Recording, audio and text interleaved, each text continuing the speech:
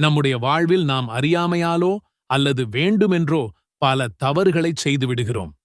அந்த தவறுகள்தான் நம்முடைய மன அமைதியை குலைத்து இறைவனின் நெருக்கத்தை விட்டும் நம்மை தூரமாக்குகின்றன. ஆனால் நம்முடைய பேரருளாளன் அல்லாஹ் தன் அடியார்களின் பாவங்களை மன்னிக்கவும் அவர்கள் தம்மை நோக்கித் திரும்பவும் எப்போதும் காத்திருக்கிறான். அதற்காகத்தான் அவன் நமக்கு பாவ மன்னிப்பு என்ற ஒரு அற்புதமான வாய்ப்பை வழங்கியுள்ளான்.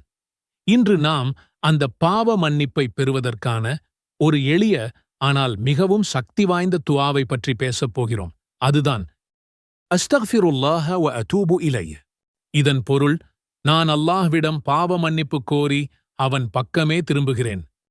இந்த சிறிய வாக்கியம் நம்முடைய கடந்த கால தவறுகளுக்காக வருந்துவதையும் எதிர்காலத்தில் நன்மையான வாழ்க்கையை வாழ உறுதியேற்பதையும் உள்ளடக்கியுள்ளது.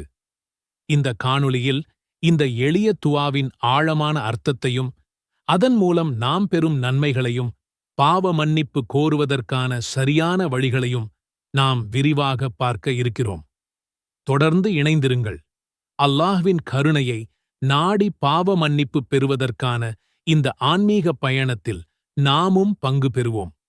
இந்த துஆவை உள்ளபூர்வமாக நாம் ஓதும்போது அல்லாஹ் நம்முடைய சிறிய மற்றும் பெரிய பாவங்கள் அனைத்தையும் மன்னிக்கிறான். ஒரு அடியான் தன் தவறை உணர்ந்து அல்லாஹ்விடம் மன்னிப்பு கேட்கும்போது அவன் அந்த அடியானை நேசிக்கிறான். நபி ஸல்லல்லாஹு அலைஹி வஸல்லம் அவர்கள் ஒரு நாளில் 100 முறைக்கு மேல் பாவ மன்னிப்பு கோரியுள்ளார்கள். நாமும் இந்த நன்மையை தவறவிடக்கூடாது.